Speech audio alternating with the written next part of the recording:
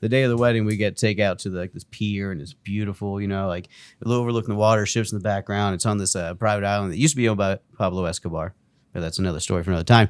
And so we get taken out. It's a beautiful, beautiful ceremony. We have a beautiful time. Our best friends and family are there, and it's great. And we're like, we did it, babe. We finally got married. We get on this golf cart that says just married. We're about to get taken back to the ship, and we're going away, sailing away, and, moving away in victory. And then this little girl with her mom goes, Mom, look. And my wife looking beautiful, looking just flawless on that day. Me, a sweaty mess, sweating through my literally, I can show you pictures. My gray suit has sweat marks on it. It looks like I'm wearing camo.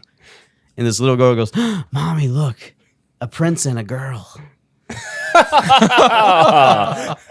I've never felt prettier in my entire life. Yeah.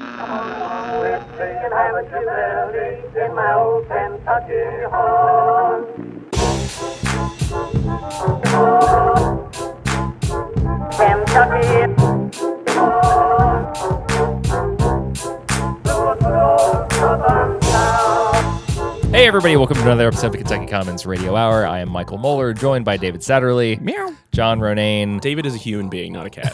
One day we'll quit the weird cat noises. We are at Brewgas Homebrew Supply in Louisville, Kentucky. Also joined tonight with special guest Bryan Kennison, the voice of Ohio Valley Wrestling here in Louisville. Bryan, thanks for coming on. Thanks for having me, guys. And it's weird you guys let this cat in here. I don't understand.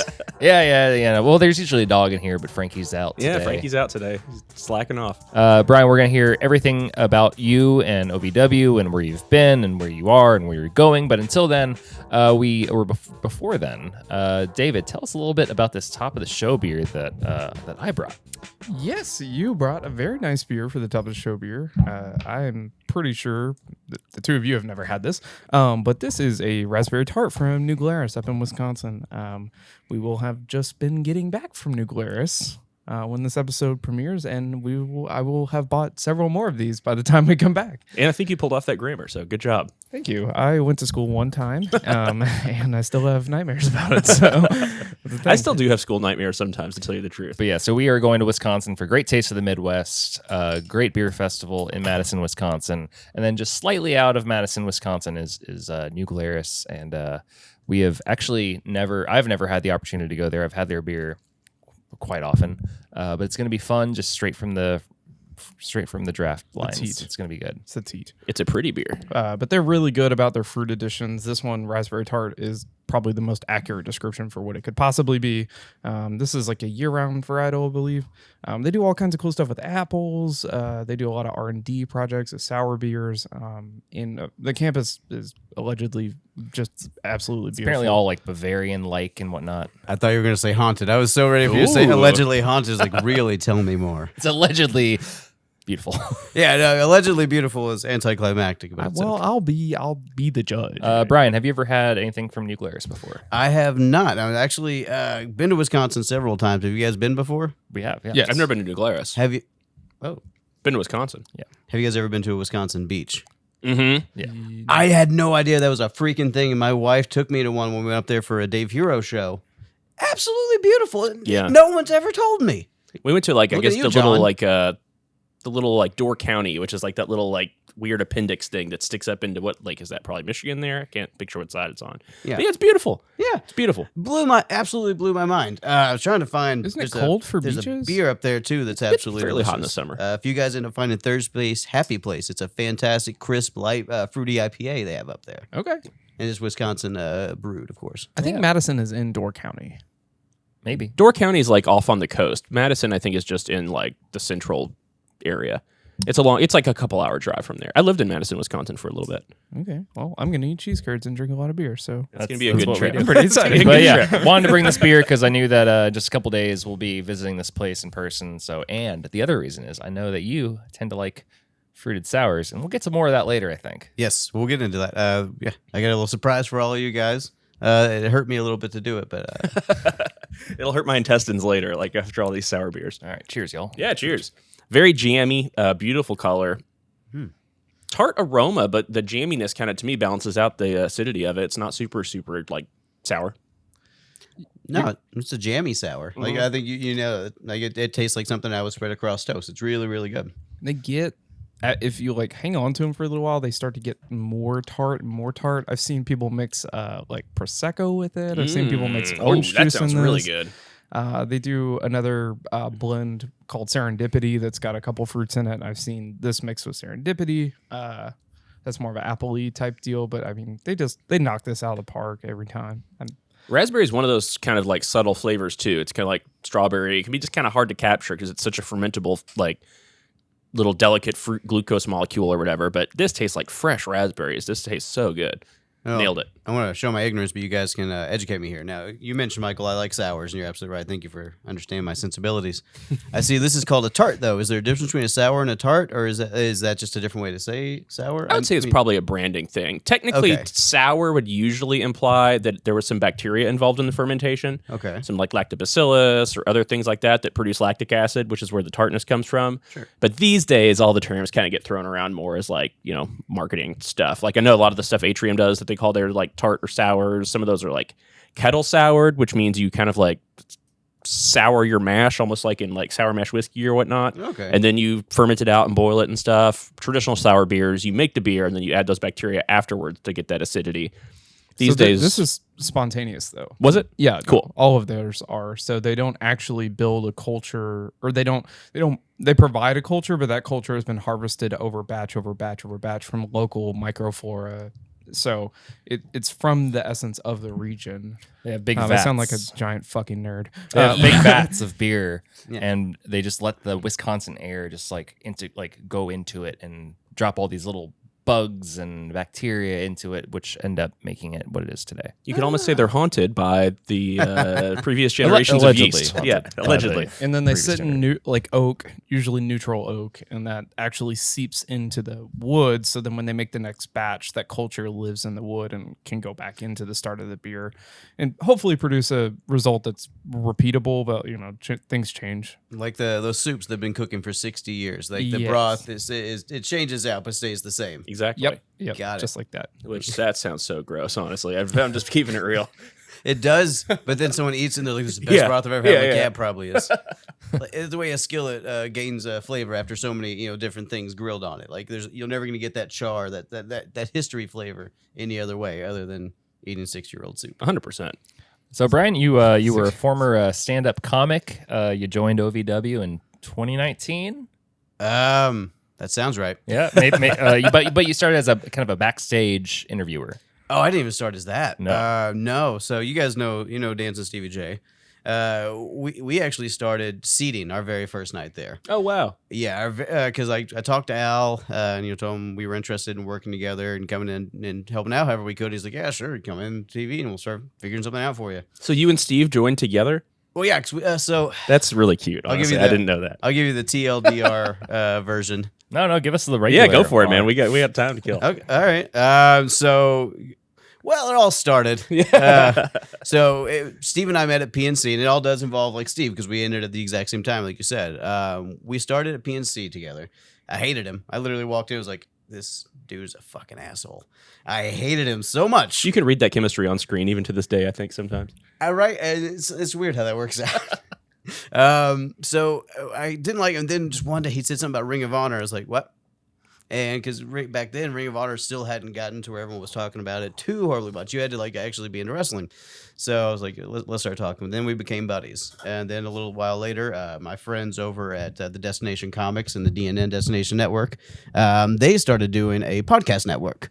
And they were handling everything from comics to superhero movies to miniatures and all things like that. Is that where they filmed that little show, the Bagged and Board show? Yeah. Yeah, Well, okay. that's excellent. how. That's Yeah. actually how I Pixel ended up. Brain That's how I guys, ended right? up in the DNN because I okay. was in Bagged and Board. Heck yeah, okay. And I have a theme song on that show. It's rad. All right. I need to go back and rewatch that. It's been years. And I think my episode for season 2 is about to come out here soon. Excellent. I'm looking forward to that then. But yeah, so we started. They were doing everything very like nerd culture related, but they didn't have a wrestling podcast. So I was like, why don't you let me do it? And then since Steve and I had such a natural banter, I was like, would you want to do it with me? He's like, sure. So then we started doing the podcast. Podcast went for really good for over a year, and then I happened to hit up Al, who had murdered me in a movie once. And I was like, I know you're really busy, but would you ever want to just, come on our show? He's like, yeah, sure, why not? That's a good impression. Dude, That's a great impression. That's a great Al Snow impression. Anytime I have to talk about Al, that's 100% how it's going to be. It's just it's in my soul. So, I talked to Al for literally like an hour and a half because he doesn't have a concept of time. I love him, but he'll tell you that. He literally will talk to you for 10 minutes. Like, how fucking long has it been? Oh, my God. He just doesn't. But for those that don't know, who is Al Snow? Al Snow is a former WWE personality. He got worldwide fame by talking to a mannequin head. But he was one of the most popular wrestling superstars of his generation and one of wrestling's hottest boom periods, possibly the hottest boom period in wrestling, period. And so Al now is the owner of OVW. Who he also, to tie it all back, killed me in an indie movie once.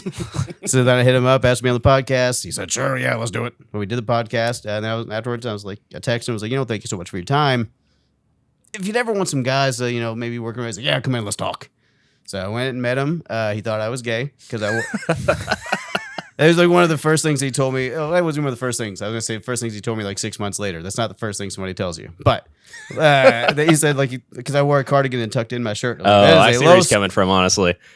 What? I mean, it's from just a cardigan and tucked in shirt. I mean, I just wanted to John look said nice. it. I mean, I'm just keeping it real. I just wanted to look nice. Well, all the same, it didn't help when after he was like, yeah, come in when you start working with us. Like, cool, I got this guy I want to bring in with me too. He's like, sure, yeah, I don't care. So, Love is love, man. well, I think I just made a decent enough impression. I was like, yeah, I trust this kid. He's not going to come in here and fuck anything up. Totally. So we got, I call Steve when I leave. I'm like, yo, we work for OVW now. It's like, great. What? So then the next Thursday, or I guess we were doing Tuesdays then, we show up at Davis Arena, and I was like, what do you need us to do? And they're like, seat.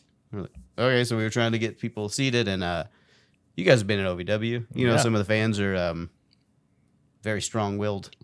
So when you try to tell them where to sit, they don't like that very much. And I got a lot of people yelling in my face, I've been coming here 30 years, and I can sit wherever the hell I want. I'm like, okay.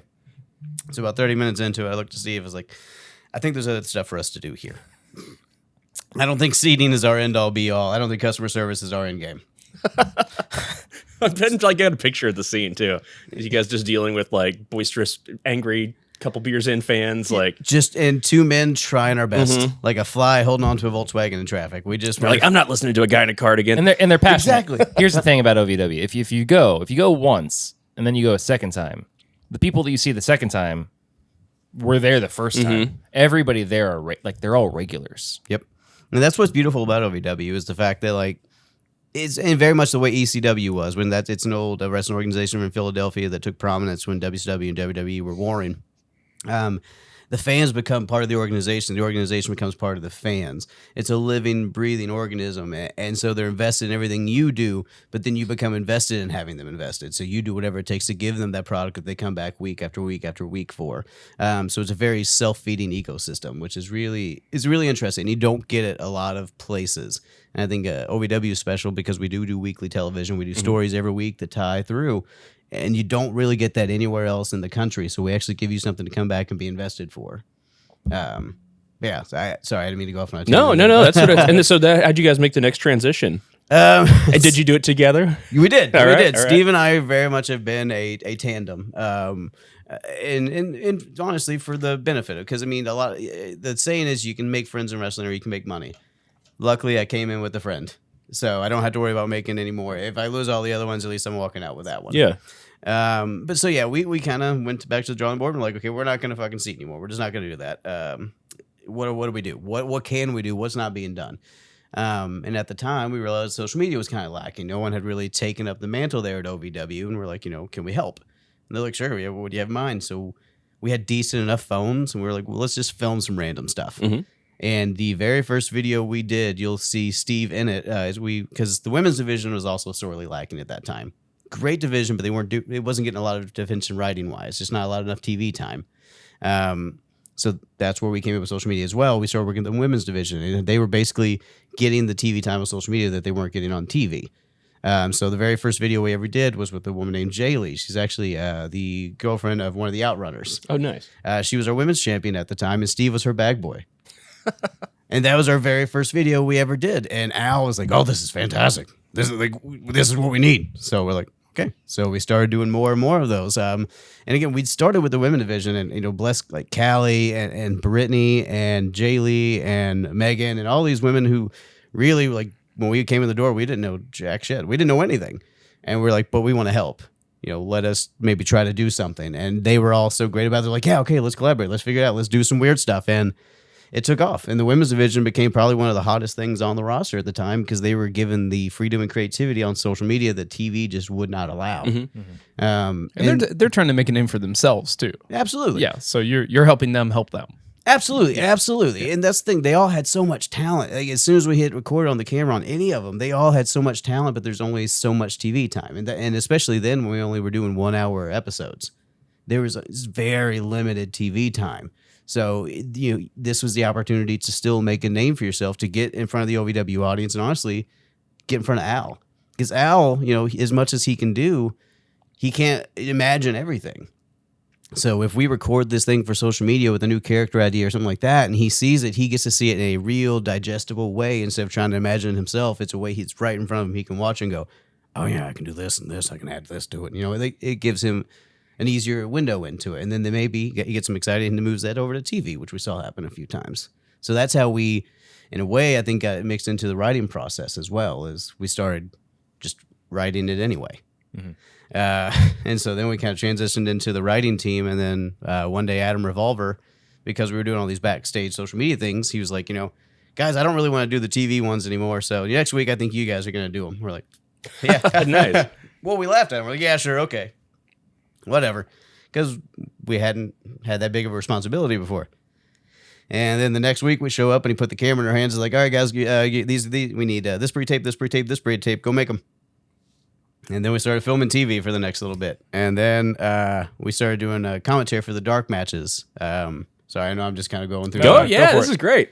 So then, we were doing that. We were doing TV pre-tapes and the backstage, social media stuff still. And then it came to a point where I started doing commentary for the dark matches, which is the matches that happen before TV actually comes on. It's, kind of getting him some practice because Gilbert Corsi, which I think you guys all know Gilbert or of Gilbert, he was our lead commentator then. So desk was obviously in good hands. It was being driven properly and it didn't need anybody at it.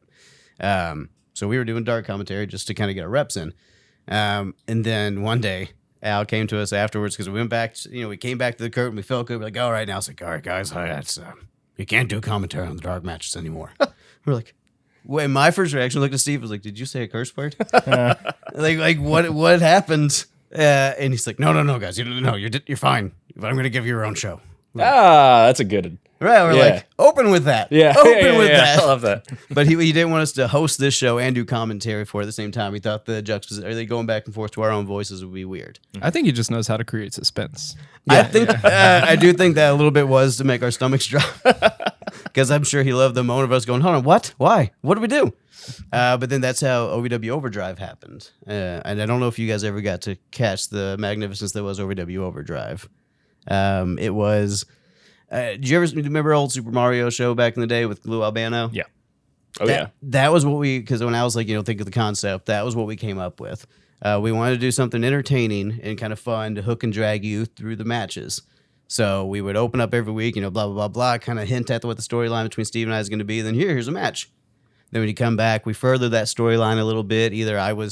We did one where I was trying to sabotage him and kept trying to drop different pieces of equipment on him. We did one where I brought in his fake daughter from Charlotte to get revenge on him because the week before he had drugged me and sent me down to New Orleans. And I actually filmed an episode in New Orleans. Nice. That's awesome. Yeah. So On drugs? No. No, he was filming it and we did this thing that scratched in. I was like, oh, thank God, I patched it to the feet. Steve, somehow I'm in New Orleans. I was in front of some Saint something's church. I can't remember, St. Louis Cathedral. Yeah, the drugs. That's true. I was in, so you can go back and see me in front of the St. Louis Cathedral, so you can see me in with and then there's a lounge singer down there that I got involved in it. So it was a lot of fun. Overdrive was a very cool, unique show, and we also because we always go back to the talent, always trying to do something a little extra. We always did a sit down interview spot on Overdrive. Where we kind of dug in, we gave you a full 10 minutes where we interviewed you. We found out about your character, your motivations. We dug a little deeper. And honestly, that spot on Overdrive became as coveted as getting a match on actual TV because you didn't have to wrestle, but you were able to get your character out there. It gave you a chance to develop and do something new instead of just getting kicked in the face and hoping that it's working. So that spot became really coveted in Overdrive, and that became important to us as well.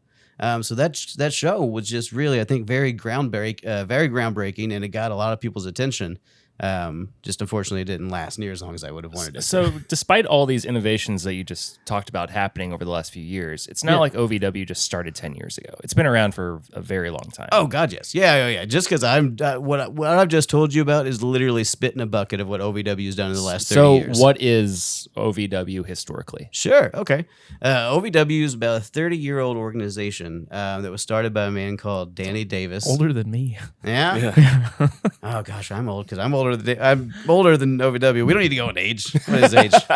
But OVW is an organization started by a man named Danny Davis. He was a tag team technician from back in the day, and that's why it's called Davis Arena. Historic Davis Arena. Yeah, historic Davis Arena, world famous Davis Arena. And over the years, for the first few years, it was just kind of a territorial. We worked at NWA, but the big times came when WWE paired up with OVW, and OVW became a developmental system for WWE. So essentially, they would send people here that they thought needed some extra seasoning To liken it like the Bats here in Louisville and the Cincinnati Reds. It's a farm team. Exactly.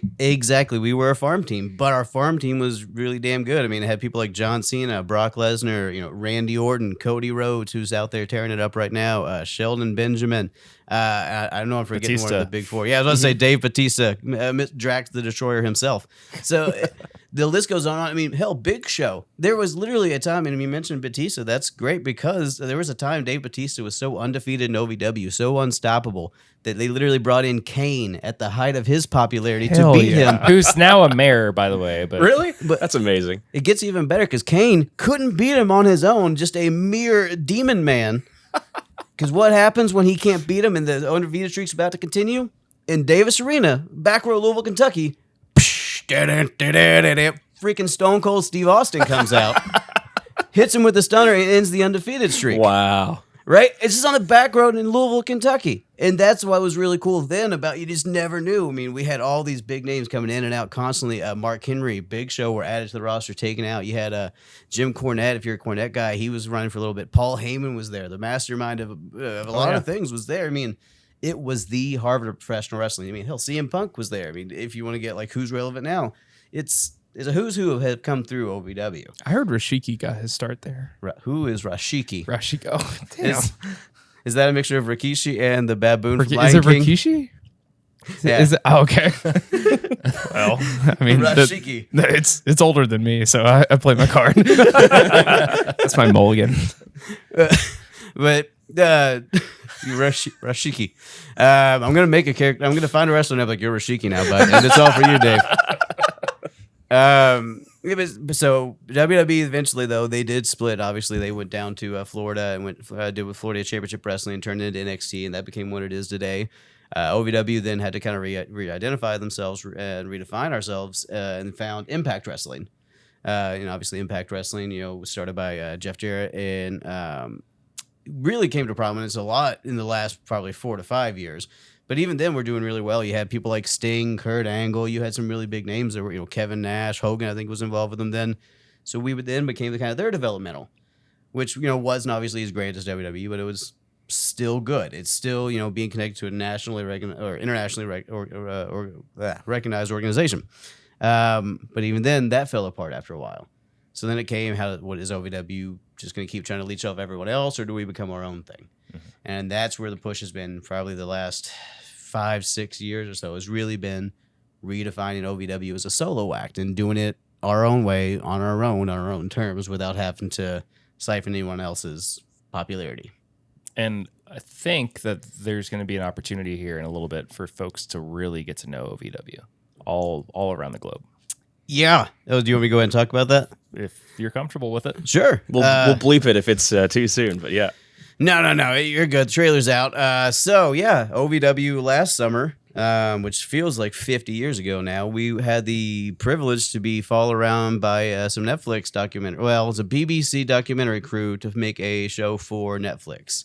And it was directed by the lovely the absolutely lovely and talented and just nicest person you're going to meet, Greg Wheatley. Wheatley. I'm not exactly sure how to say his last name. He's British. Yeah, he's not British at all. Oh well, BBC. That's the F1 guy. It's the fellow who he directed Last Chance Right, U. He yeah. directed Cool. Cheer. I think he did a documentary on Mitt Romney before that as well. But I mean, the man's won award on top of award on top of award.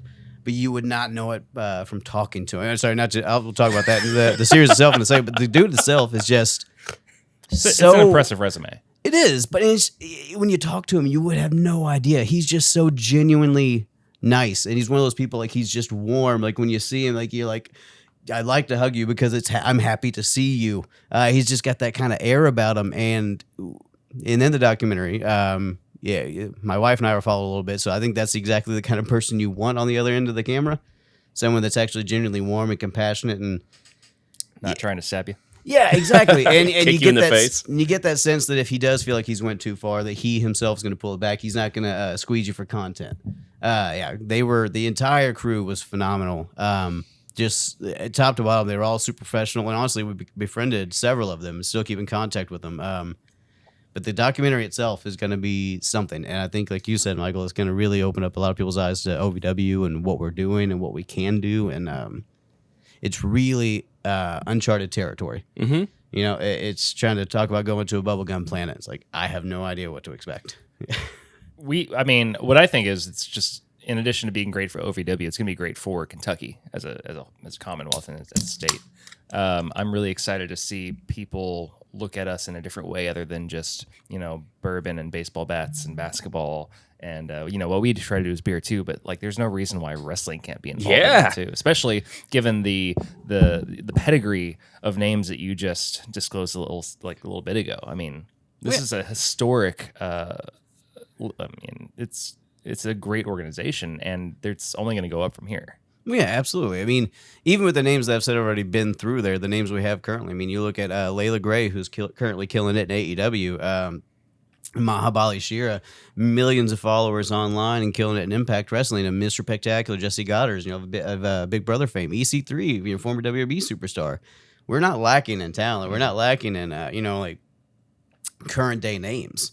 But you're absolutely right. I think it's a way to bring more eyes to Kentucky, that we're not just a bunch of bourbon drinking hicks. We have a lot more to offer. And I think that's Bourbon drinking hicks who wrestle. Real exactly. good. Well, I think that was one of the cool things about the doc is they got to see a lot of Kentucky, and they got to see a lot of Louisville, and they got to see a lot of what they have to offer. I mean, they got to go to Third Turn. They got to go out to, not to say KS Bars, but they got to see a little bit of everything. So I think, that, like you said, it's going to be great for the city because there's a lot of exposure to things that people would have no idea you would ever see. I mean, they followed us in the Highlands just walking around putting up posters. And there's probably people outside of Kentucky that don't believe there's a spot like the Highlands or Germantown here in Louisville. Mm-hmm. I hope that it does encapsulate what I feel like you can only get by visiting here, is kind of the big city, small feel kind of vibe, and like you said, going back to like the warmth of everything, and like that's what I love about the city personally, and like a stage for us to see that on a bigger scale is like awesome. Yeah. And I mean, it doesn't hurt that they have cameras that cost more than my house. They probably make it look amazing. That's true. Without giving any details that you might not be able to give away, what was that experience like for you, though, to have those cameras following you around? I'm picturing like scenarios where you get like, were there like the office type interviews where like you have to like sit down and be like, well, that was weird. Yes and no. I mean, I don't think there's anything I can't tell you because honestly, I don't know what all is going to make it in. I mean, again, it feels like 50 years ago at this point. But honestly, it didn't feel never as weird as you'd think. I don't know if that's a testament to how comfortable I am with the people that I was around. Because, I mean, they came to my house and filmed me with my wife and dog. I mean, I couldn't be literally more comfortable. And then, other times I'm around Steve and we're just working. And I guess there's that Beyonce's got to perform kind of energy going on. So Thursday I get there, we got the camera in hand. We got to get stuff done. We got boxes to check. I'm like, yeah, sure. Show up, put your mic on me. Yes, we got to go. And, it wasn't near as weird as it could have been. Especially, like I said, they were just such a great crew to work with.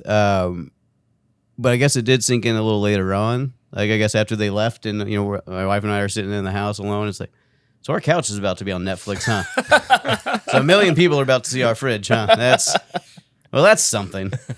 And I guess and it doesn't sink in, like, the people around you're gonna have questions until, like, because we were literally, like, the crew left, we're sitting on our front porch, and then our neighbors walk past and they're like, I got a question, man. I just gotta know. Or no.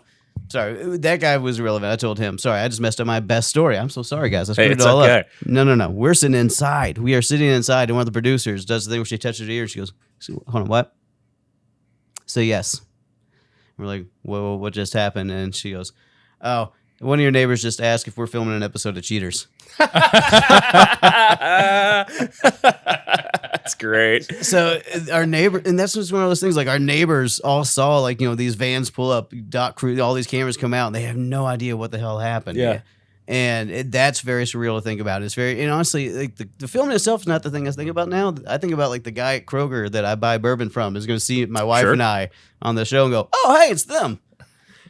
Like, I know that's the weirdest thing to say, but, like, the stuff that happened last year and they filmed it and it was very emotional. You'll see that. It was a very rough time, and I make light of it now. But that's because, like I said, it was 50 years ago. Yeah. And therapy and cannabis gummies help. Shout out Cornbread. Yeah, thank you, Cornbread Hemp. If you haven't tried them, I'm actually part of their ambassador program now. I highly encourage you to go get your Cornbread Hemp CBD gummies and balm if you're feeling achy. I appreciate that. Yeah, whenever I feel a little achy, I love to take some, little CBD THC combination. The other thing that I like to take when I'm a little achy, especially in the stomach, after a good meal or too many beers, is Underberg. Are you familiar with Underberg? I have heard of some of its positive belly qualities. Yes. Well, let me just tell you that as we talk about wrestling, let's enjoy a moment of rejuvenation with Underberg, the herbal digestif crafted with herbs from over 40 countries. For over 175 years, people have unwrapped these tiny little bottles. Wow. With pleasure. I'm feeling the pleasure right now. It's so pleasurable to unwrap these things. You just take it and you just rip it off. What level of unwrapping do I do? It's up to you. To your comfort. Yeah. Difference of opinion. Some people go really naked. Some people leave a little skin. It's like when you get a massage, like to undress to your comfort level. Yeah. I think this really just said a lot about me that I just went. Founded by Hubert Underberg in 1846, this aromatic drink has been enjoyed by those seeking a pleasant sensation after indulgence. Made with care and matured in Slovakian oak, because these are barrel aged for all you beer nerds out there. Underberg's herbal blend is a tradition handed down through 5 generations of excellence. This is an old kind of like recipe. OVW. It has just a rich history. Yeah. And I think it's good after you get like a drop kick to the stomach to kind of soothe I was with a going to bird. say like DDT. Yeah. Yeah, I love DMT. It's great. So join us in celebrating Underberg's 163rd anniversary at the end of August in just a couple of days, August 29th. Embrace the feeling of comfort and relaxation it brings. And if you've never had it, ask your bartender for one, or visit www.underberg.com. Proper forms usually just between the teeth, 45 degrees. Take it at your pleasure. All at once. And enjoy. It's a small opening, so it's going to like glug, Takes glug, a sec. glug. Yeah. Got it. Okay. Cheers, guys. Thanks, Cheers, Underberg. guys. Never had a drink with instructions before.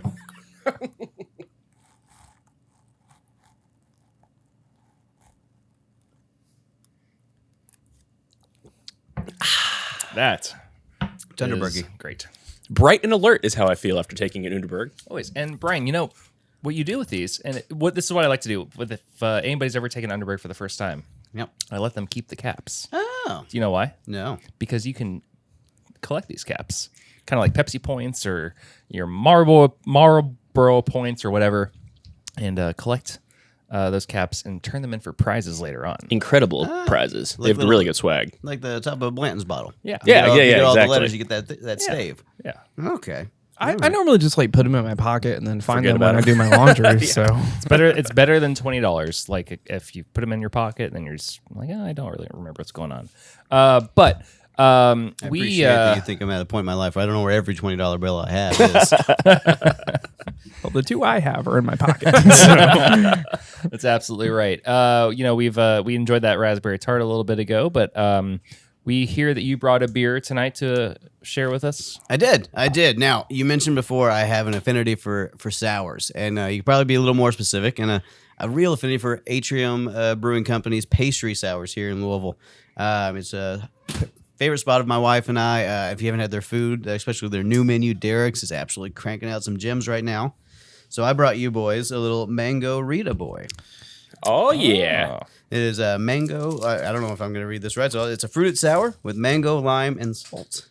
Yeah, the Mangorita is very, very good. And I don't know how many they have left. So this is the last of a dying breed, essentially. So I wanted to share it with some men who would actually appreciate it. Heck yeah. This one just came out like a month ago or so. Something like that. I remember trying it at a third turn during J-Town. Yeah, Beer J-Town. Fest, That's right. Exactly right. It's great. Their boys don't last long. They get sold pretty damn quick. So you got to pretty much hop on them. The peanut butter and jelly boy, which is my favorite, was gone literally within about a week and a half. Yeah. Other than on draft, they'll still have it on draft. But if you want it at home, drink it at your leisure, you got to hop on it as soon as it becomes available. Well, big shout out to Atrium. They're always so creative with these. They do any single flavor you could think of under the sun. They've probably done like some kind of a version, or it's like a style or a variant or whatever. And the Spencer always just nails the flavor. You would think peanut butter and jelly beer. It's like, oh, okay, maybe it tastes like this. Maybe it tastes like this. It literally tastes like peanut butter and jelly. This one, it literally tastes like a Mangorita. Absolutely. And that's the thing that I like about it. I think the sours can be a bit bitter sometimes. They can be a little extra. I think that, correct me if I'm wrong, it's the lactose that kind of reduces some of the bite, makes it a little more palatable. Depends on the beer. Depends on the beer, yeah. All right. So this... Well, I tried to sound smart. No. You're right on. Great. You're right. The fruit goes a long way in like producing those other like tart elements as well too. But there's also like, not to get too deep into the process, but like when you kettle sour something, you, as we like mentioned earlier, you introduce that bacteria and then you actually let it get to a specific pH. So you can develop like how far it goes down into that sour rabbit hole before you do anything. Oh. And then once you decide, like, you taste it, sometimes brewers will leave it like overnight to like keep souring and souring. Yeah. And then, once it hits like, I'm just throwing a random number, like 3.1 pH, it's like, all right, fire it up. And when you boil it, it kills the bacteria. So you're kind of like sealing the tartness in there. Okay. Yeah. Oh. But this is a great expression. I haven't had this one yet. I try all of them, but I walk by every single day, and I can tell you that Max and Jenny definitely work there.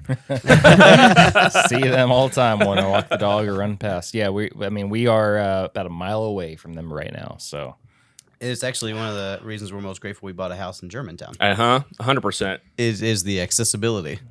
I mean, cheers. Yeah, cheers. Thank you so much for sharing this one. Of course. Delightful. I know the first time we Get ever over here, met David. was There we go. at Son of a bitch. Atrium, actually. Yeah, that's right. Yeah, that's right. It's It was like 50 years ago, I think. It literally does feel yeah. like that. Yeah, this is really nice. The mango's super smooth. It's got that light kind of lime hintiness of margarita that kind of goes along with I it. mean, it looks like mango juice. It's Yeah. big Yeah. mango. I almost get that it tastes like a mimosa. Yeah, absolute mimosa vibes. Yeah. 100% agree. The only thing it's missing is a tahini rim. I actually have some tahini. Oh. What's a tahini? Oh, What is a tahini? I was about to just dismiss this comment, but It's on at top this of the point- kegerator there, Mike. Tahini is something I was actually personally introduced to when Jesse Valenciano was on the show. That's and it's a just fun like a chili, lime, peel, salt, spice blend. Put it in a michelada, put it in like a margarita, put it in like a spicy Bloody Mary, put it on eggs, literally put it on anything. Put it on peaches. I would just sprinkle a little bit right on top of the beer there, and just That's kind of what I'm thinking. We're gonna like kill Yeah, his you like guys offend go his for it. love for this beer. No, to me, this is like made for this. He's like, Spencer this would is approve. perfect. I'm just gonna hold mine close. You guys Licking whatever the you rim want to right do. now. Don't ask me what I do with the rim. Yeah, I don't want to. It didn't really work, but it's just going in there. Yeah, I would just go right in there. Yeah, that's fine. Oh yeah, you want to smell? You want a little taste of mine? No, I'm gonna keep. We've like He's a pure margarita boy. bastardized his favorite beer that he brought for us. I've always been of the understanding you quit drilling when you hit oil. So I think these are made for each other. It's very, very nice. I love it. I'd be curious to try it. I've had this beer. It's delicious. Thank you so much for sharing. of I course. do want to try this experiment though. We are not sponsored by Tahini, but if you like to, Yeah, I would be. This is actually whenever the dock crew asked us about places to go, it was Atrium and the Post were the two ones. Yeah, That's- post. Oh, That's accurate. Every after we record this podcast, pretty much every time we go to the Post after. What's your pizza choice? usually slice of the day, depending on what it is. I'll just try that. But my go-to there, if they have it, is like the jalapeno, pineapple, bacon, and like red onions or whatever. That one, so good. And as we were just saying, there is a current petition going on. We'll put a link to the change.org in the show notes. We won't. To get the chicken masala or the tikka masala pizza brought on as like a staple menu pizza. Good. It's so good. So stupid. If you haven't been to the Post before, or if you're just not even in Louisville and wondering what we're talking about, Then what's Post wrong is with a great pizza place in Germantown. Fantastic New York kind of style pizza, but really innovative. A lot of great beer there. They can make some good cocktails too. Mm-hmm.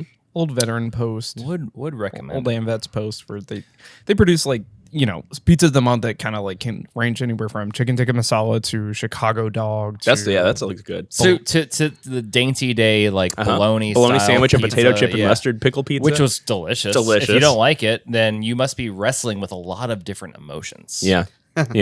And it's just hard, like, because you love pizza, but you also don't like those things and those toppings. So I think John has something to say about that, though. Yeah, we always do like to kind of have a little bit of an out of the box experience too, when guests grace us with their presence on the podcast. Sure. And I was reading up. I was Bryan Kennison. You was a PhD in philosophy and ethics. Is that what, or is that somebody else? I mean, what is philosophy? Okay, all right. Well, nailed that. Qualified. All right, clearly qualified.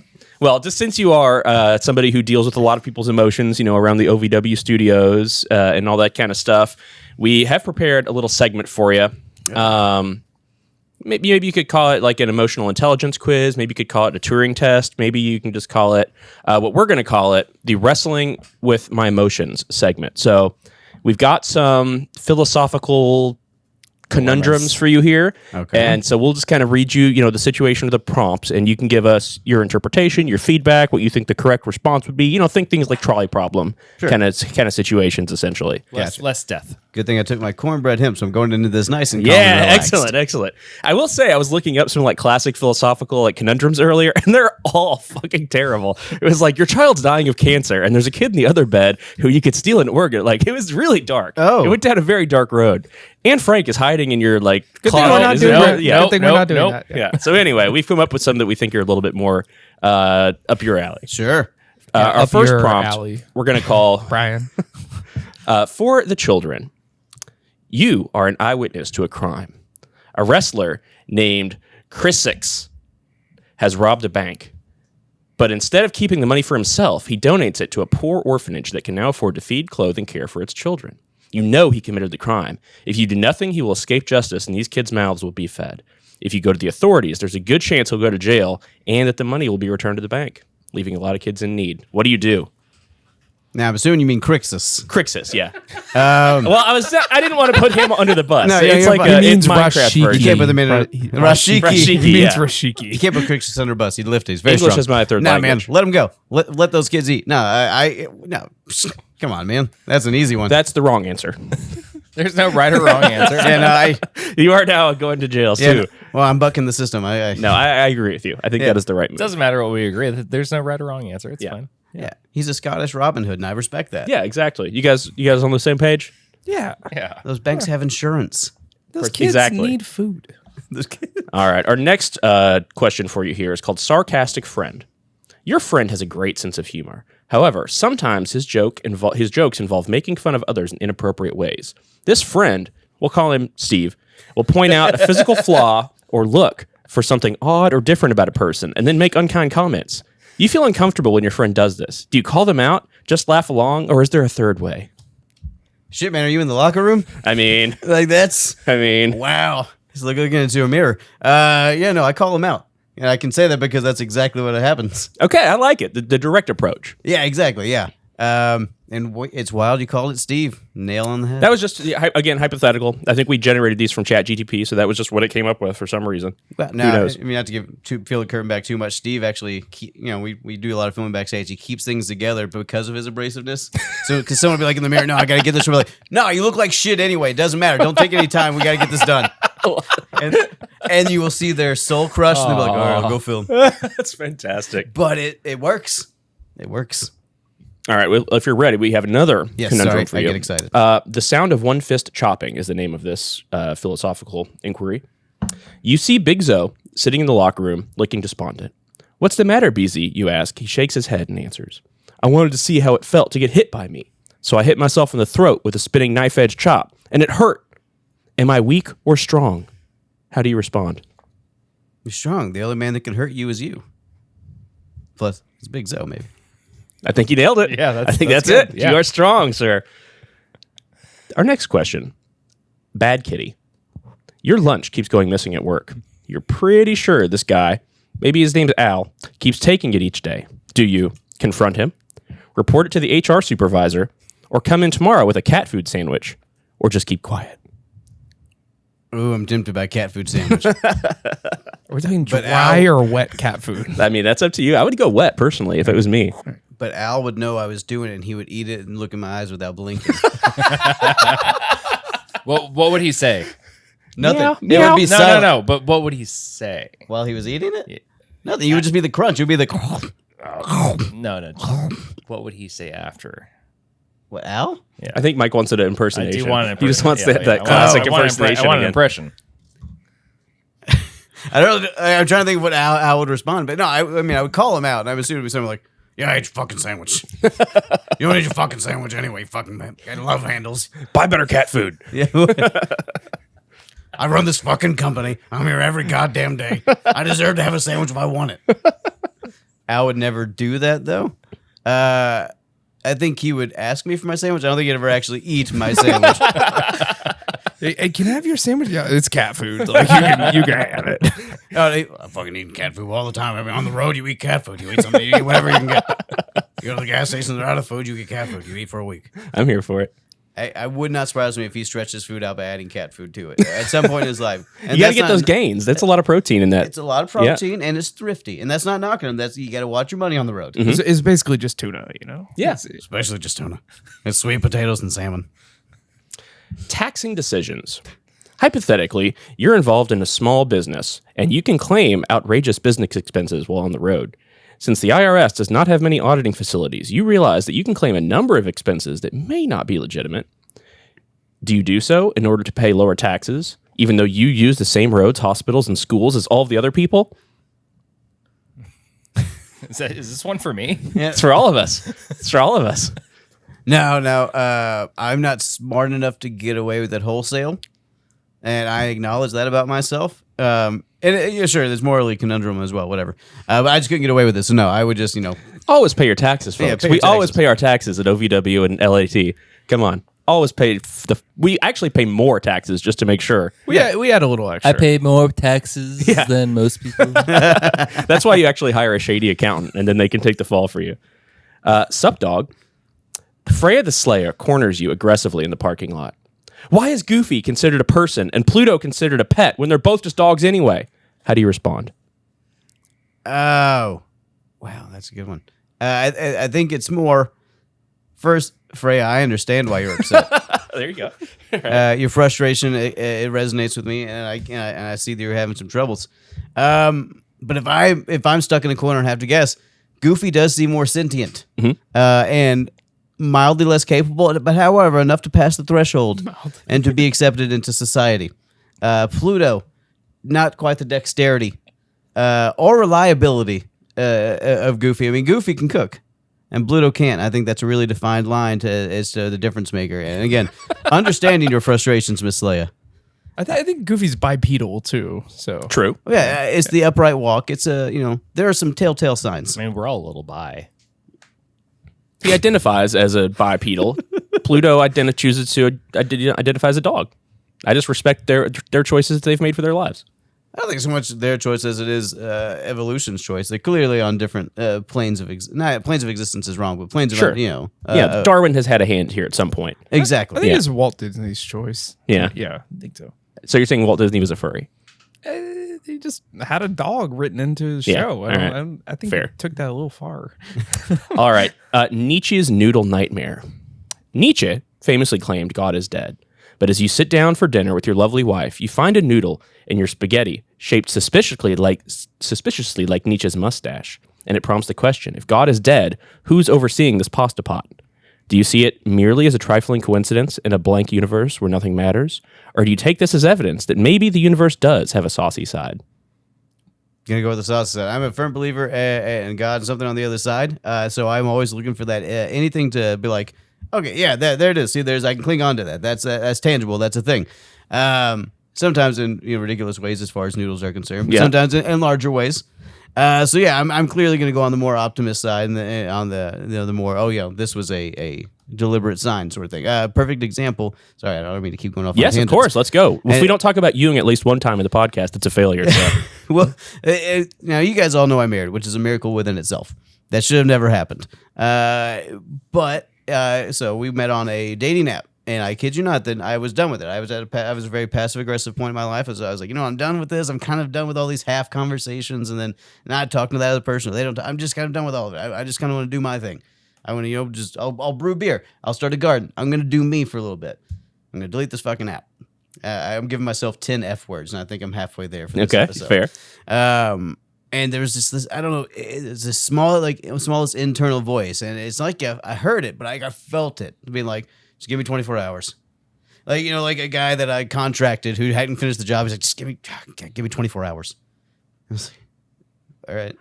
So I waited. So Jesus was there in that dating app that day. Well, I woke up the next morning and I had matched with my wife.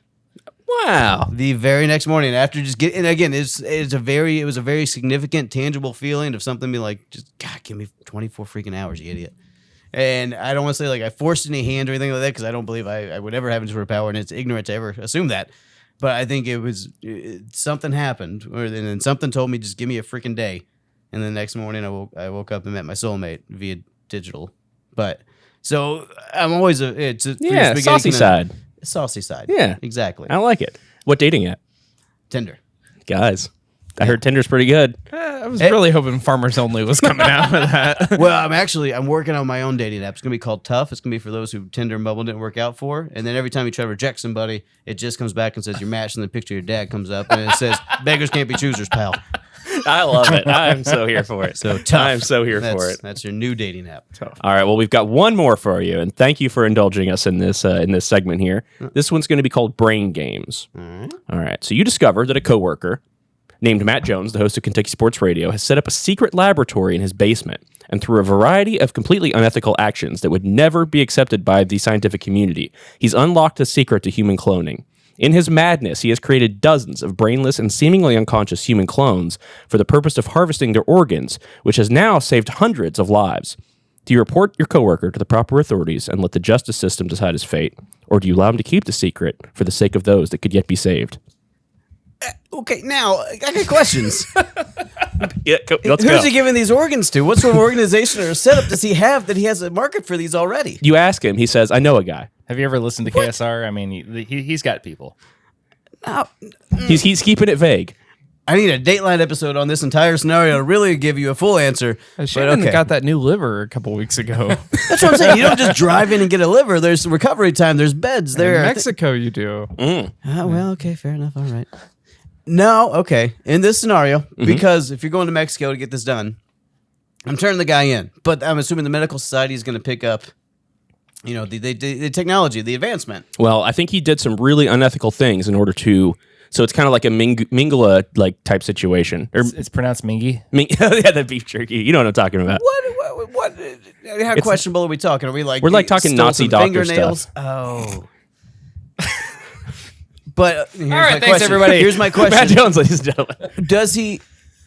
Do the doctors who take this technology have to continue these horrendous things, or are the horrendous things done in the learning? That would be up to them. They could just harvest the gains. Because my understanding is he has learned this thing. He learned all and the horrendous things would come from the failure. But then he's got to this thing. He's now figured it out. So now the doctors theoretically could take that without doing all the horrendous things and still be able to use it. Yep. So yeah, I'd still turn him in because he still did some horrendous shit. He got something great out of it. The ends justify the means. Bryan Kennison, ladies and gentlemen. Nope, still send him into jail. But I'm going to give it to someone who didn't do the horrendous things, because now it's like saying, I built this car. I had to kill 13 people to find the schematics.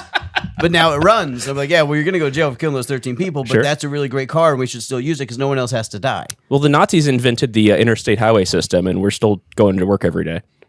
You keep going back to this Nazi. I don't like There's this. like a rule. There's like a rule on the internet that it always has to come back to the Nazis. Yeah. We're talking about learning other languages. I know this one, and it's 9. 9, John. All right. Well, we thank you very much for your philosophical insights and for traveling down that dark, twisted road with us there. And now we hope to find something else. We've already learned a little bit about you just from those answers, but we hope to find something else about you in our second show and tell segment. Sure. We ask you to bring something else that's not beverage related to share with us. And hopefully that not makes you Nazi you. related. Well, it depends on who you ask. So I did bring a thing, and originally, because I'm a very big, you'll see when the doc comes out, and I think just knowing me, I'm a very big family guy. I'm very big, into spending time with my family. My life kind of evolves around my wife and my kid and our dog.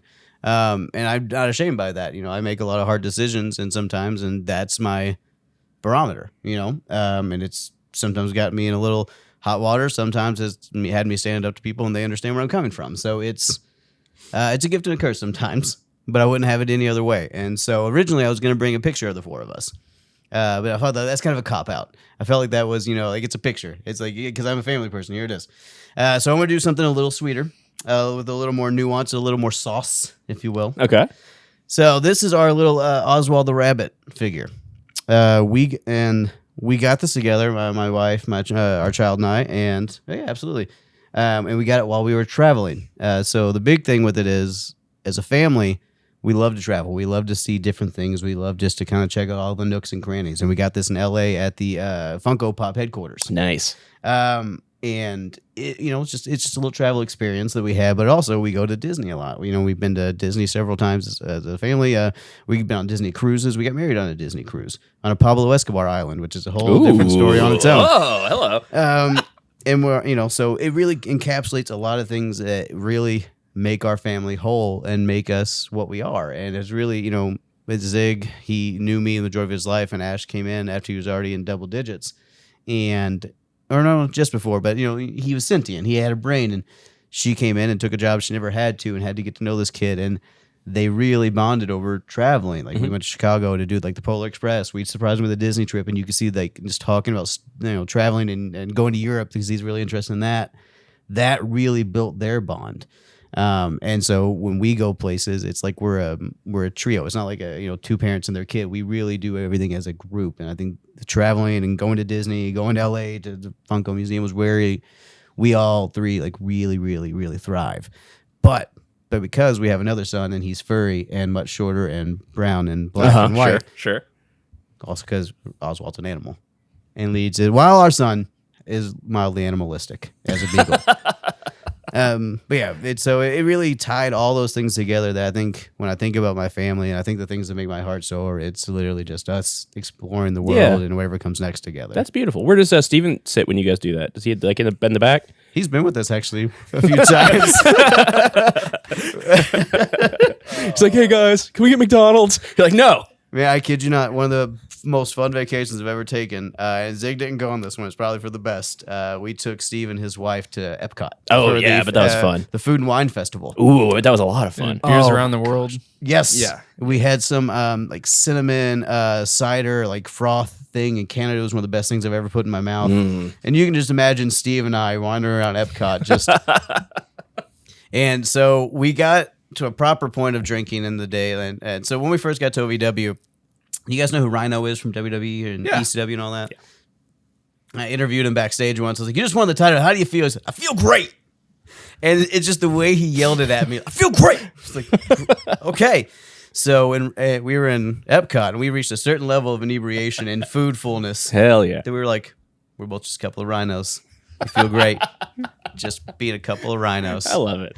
And man, now it's been kind of the running thing. Anytime we reach that special point, we're just kind of, everything's just kind of ace. But man, I feel great. Feel great. Feel great. Just a couple of rhinos living our best lives. I love that. That's fantastic. Thank you for sharing that too. That's absolutely beautiful, man. I completely agree with everything you said there. So Yeah. the only thing I had a question about was Sure. this is Oswald Oswald, yeah.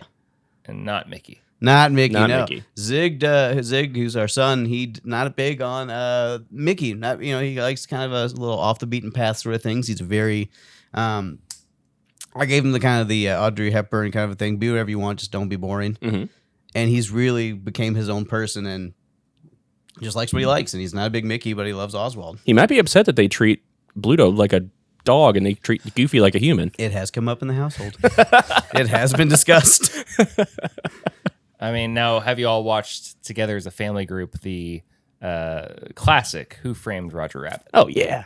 He has watched it when he was tiny. I don't think my wife has seen it with us though, but I've seen it, and we actually got to ride the ride recently. We finally got to check it off my bucket list. Got to go to Disneyland. There's a There's a ride? I Roger didn't know Rabbit that. ride in Disneyland. Yep. Oh, wow. Yeah, I did. I blew my freaking mind too. I think I've only been to Disney World once, and that was like when I was like 3. So I don't know anything about it. So Yeah, Disney, and I like going to Disney with my wife for a lot of reasons. It's one, the food's always amazing. 2, when you go to a Disney park, they build the wall. Do you know why the walls are up so high there? You're not supposed to be able to see out. Right. Mhm. You're supposed to feel like you're on stage. I thought it was to entire keep time. out like the Ron DeSantis people, but maybe not. No. They got an electricity fence for that. Okay, They can't figure out the way around or over it. Freaking DeSantis.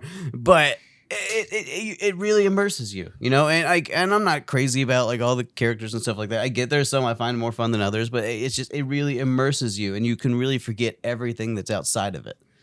Animal Kingdom's my favorite, and it has hardly any like character sort of things, and it's just you go in and then you're just enveloped, and the music is perfect. The rides are not like cheaper amusement park rides where like you feel like you've been thrown down a flight of stairs. Like everything's very smooth and deliberate, and I mean Universal same way. I like the rides for that, but Disney's just a little better about immersing you and just making you feel like the outside shit does not exist, and if it does, it doesn't really matter right now. Is Disney where they have like the Star Wars one now, where they like made a whole I like? want to go to that one Yep. so badly. But Universal is Harry Potter, right? Yes. Okay. Yeah, I need to get all this stuff straight. Both are worth going Yeah. to. Universal, Harry Potter's great. Especially if you get the pass, the park hopper pass, you get to take the train.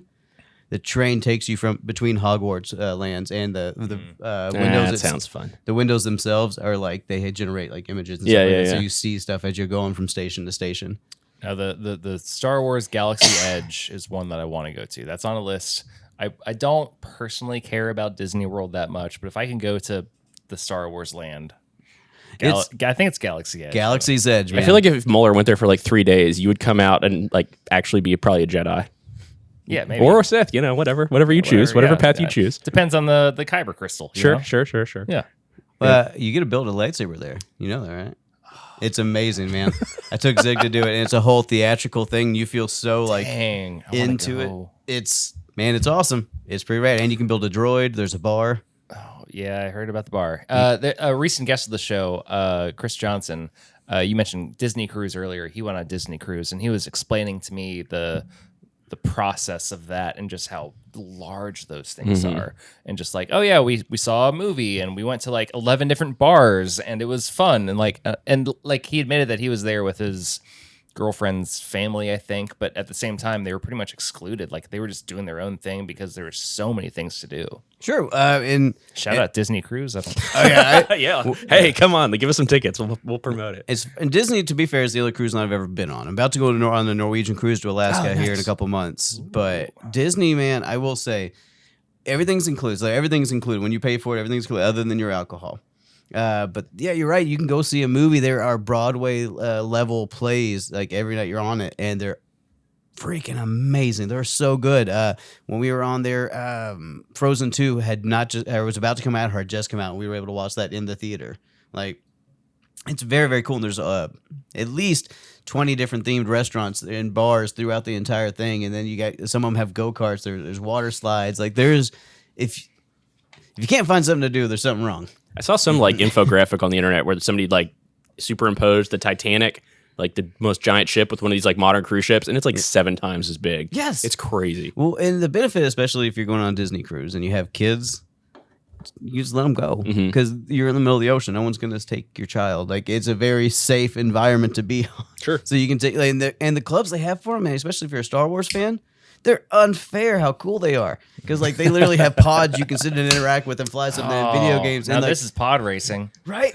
There's so much like cool shit. And they have the new one has like an Avengers Academy, and it's just you want to hang out in these really cool environments, but they're like, no, you only get to go for the first like couple hours when the ship's open. After that, you are not allowed. You're too old. Let's see. That's not fair at all. Disney. Well, the great part about it is there's places that kids can't get into after a while, Yeah, so that's you have good. adult only areas. Yeah. and it's the absolute jam. DisneyCruises.com. Muller's going to disappear for like 2 weeks. And Sailing 2, I don't care. My wife is a travel agent. She can hook you up. Oh, all right. I'm just gonna go through that. My favorite story actually involves her, and she hates it. It was after our wedding. So, by the way, don't ever try to do a cruise wedding during a pandemic, because then you're going to take 20 people to get on a ship and hope and pray that they all pass the COVID test at the exact same time. Yeah. Which is horrifying at that point in history. But so everything went fine though, but the very last day, she went out with Steve's wife because Steve's wife had been very good as maid of honor. She behaved herself, and she's like, "Now I'm going to fucking party." I'm at 6. So they went to karaoke. Had a great time, a very great time. And then the next morning, my wife was falling apart like a Mr. Potato Head in a shaky suitcase. And she was convinced they weren't going to let her back on. She's like, they're going to think I'm fucking sick. I'm like, or they think you're hungover. I don't know. 7. And so it's an eventful cruise. Yeah, so she's convinced they're not going to let her back on. I'm like, we'll be fine. So we luckily we both passed, get back on. She's vomited at least 5 times this morning. And then we get back on. She's like, I'm going to go back to the room. I was like, okay, 10 times, sorry. And then she's like, I'm going to go back to the room. I was like, okay. So I'm on this empty cruise ship. I was like, I'm on my honeymoon technically right now. So I went down to the pool right in the middle of the deck by the bar. Nobody else is on. So I literally just got to sit on this empty cruise ship as the cruise line reset everything. I love it. And I was like, I'll have a drink of the day, please. Just go ahead, and that's what I got for being responsible. I love it. I had an entire cruise ship to myself on my honeymoon as my wife was falling apart. And I feel horrible because the day of the wedding, and we bring this up time to time, the day of the wedding, we get takeout to this pier, and it's beautiful, overlooking the water, ships in the background. It's on this private island that used to be owned by Pablo Escobar, but that's another story for another time. And so we get taken out. It's a beautiful, beautiful ceremony. We have a beautiful time. Our best friends and family are there, and it's great. And we're like, we did it, babe. We finally got married. We get on this golf cart that says just married. We're about to get taken back to the ship, and we're going away, sailing away, moving away in victory. And then this little girl with her mom goes, Mom, look. And my wife looking beautiful, looking just flawless on that day. Me, a sweaty mess, sweating through my literally, I can show you pictures. My gray suit has sweat marks on it. It looks like I'm wearing camo. And this little girl goes, Mommy, look, a prince and a girl. I've never felt prettier in my entire life. Yeah. Oh, I felt horrible for my wife because it's her day. It is her day, and she looked incredible. But damn it, I look like a prince. And now that a Disney prince. A Disney prince, yeah. I've never felt prettier, and I don't think I ever will. I love it. I'm gonna take a Disney cruise now. Oh, deal's done. You absolutely should. It's so fun, and the dinners alone. I ended up hugging my server the first time I was on it because they oh, here's the thing. This is what I heard. Sorry to interrupt. Oh, no, yeah. I heard that they have somebody just like whoever you have as your attendant is yours for the entire time. Yes, in service and flipping your room. Wow. And it really does. At first, I was like, I don't really think I'm gonna give 2 craps about that. That doesn't seem like something's gonna resonate. But no, it made a huge difference, especially because they get to know if you drink a lot of Diet Cokes, they'll have 2 waiting for you when you sit down. If they notice the night before that you didn't eat some of the red sauce, they'll put the red sauce on the side on your dish to make sure. They get to know you and your sensibilities. And they also get to know because one of our servers got to know that I kind of like doing puzzles and stuff, so we started bringing puzzles to our tables at night. And he would just sit there and hang out with us and talk to, and it does make a difference, you feel like you've kind of made a friend. And same thing with the lady who was flipping our room. She was one of the sweetest ladies in the world. She always left little towel art. She would make a turtle out of the towel. Mr. Kennison, do you prefer the turtle or the elephant? No, she would never tell us because we always just come back and be surprised and be hanging in our shower. She already knows. How'd she know I wanted the elephant this evening? But the nicest thing, and I hope I don't get her in trouble by saying it, because she knew we just got married and we're like, we really like these robes. And she's like, you like the robes? You take the robes. I'm not going to take them. That's awesome. We have more robes. Yeah, it's like, so I guess we're going to take the robes. We have to take the robes. Take the robes. And then as we left, we're like, we should ask if we could have took more stuff. And because that's who we are. We're like, we probably could have got more things if we asked.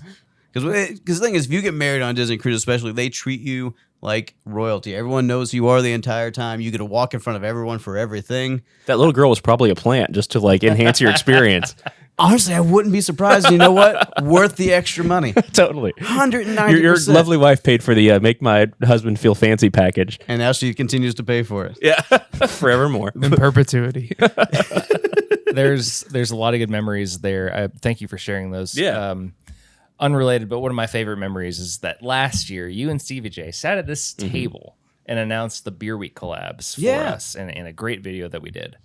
What we're doing right now is a little bit different. We are announcing the Beer Week collabs one by one as we go on these podcasts, just kind of teasing like, hey, these people are collabing together. Sure. These people are collabing together. David, what's the next collab we have going on? The next collab that we're going to announce for Louisville Beer Week 2023 is... I didn't want that. But You looked like you did. no, I was just the dramatic pause, you know? Okay. We're amateurs. When Steven and Brian did it, it was incredible. Yeah. So we will link that below too. we just strive for that. But the next announcement that we're going to make is Country Boy Louisville and Monarch Beer Company in Germantown. right very down the road. exciting.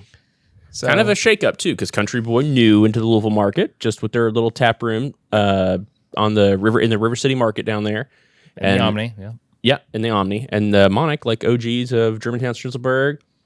but there's some back channel there with Monarch having some influence back to Lexington. So I think both of these people are, interested in like the innovative portions of this and also know what they do really well. So I think if they focus on the things that they know they do really well, they can make a really like collaborative product that also highlights both of their specialties. Totally agree.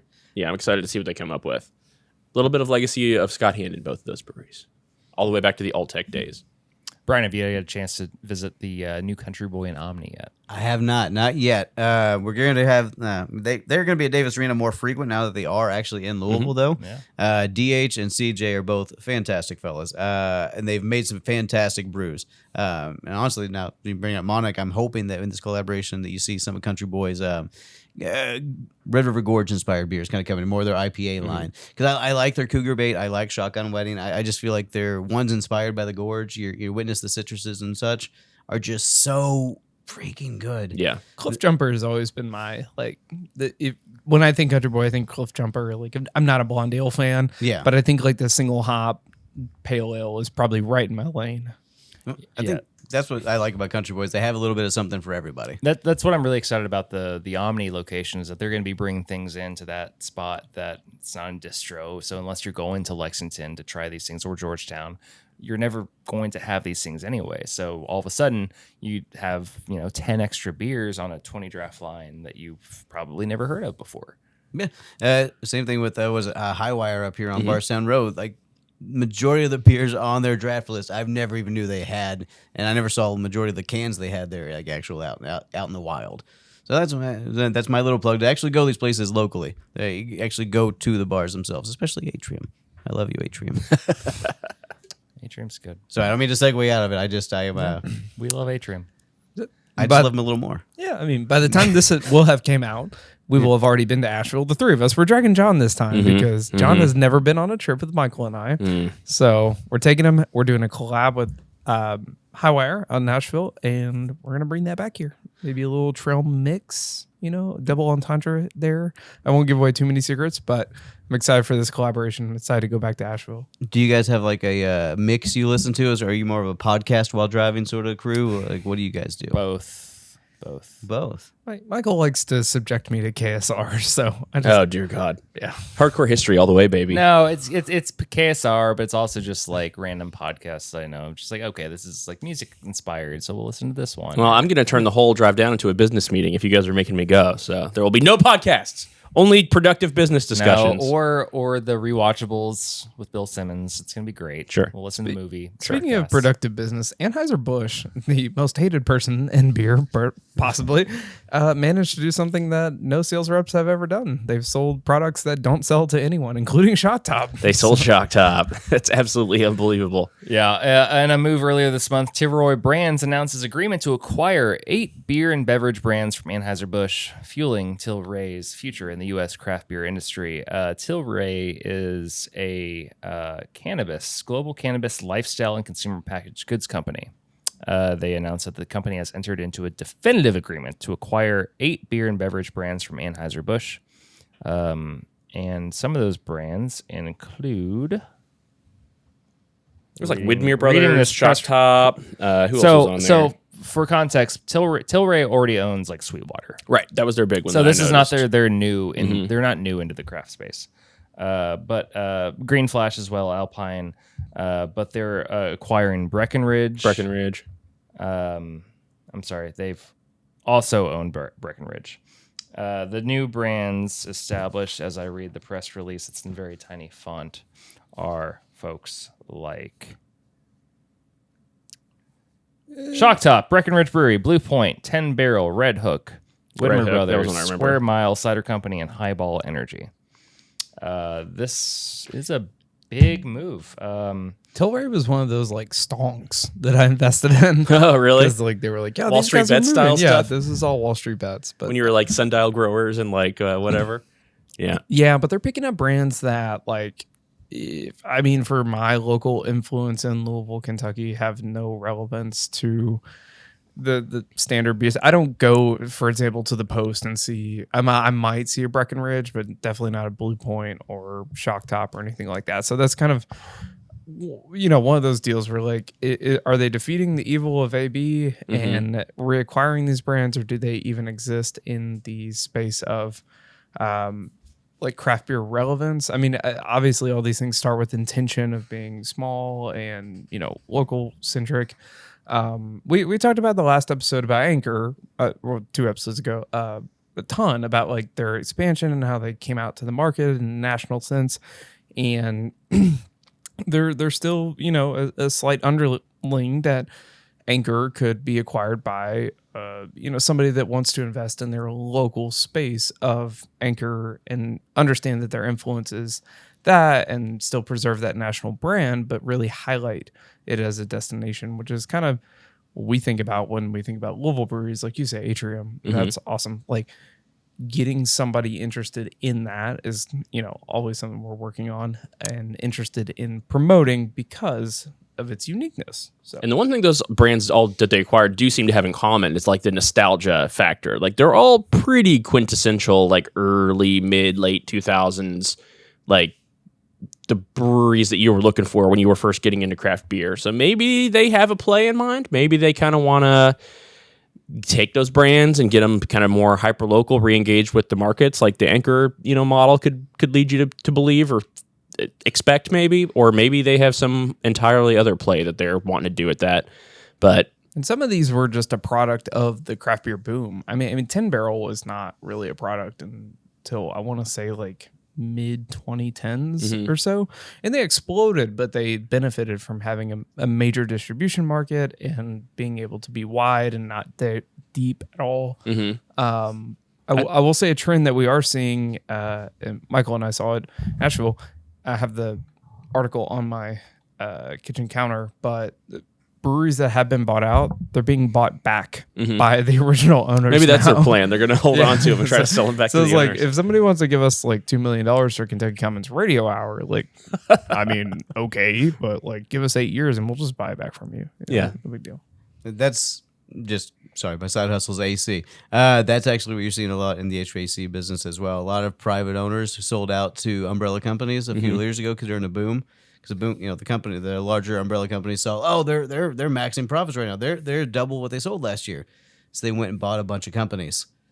But now that the AC is kind of a cyclical business, and it's doing a downturn. It's projected to lose millions over the next couple of years. Even with global warming?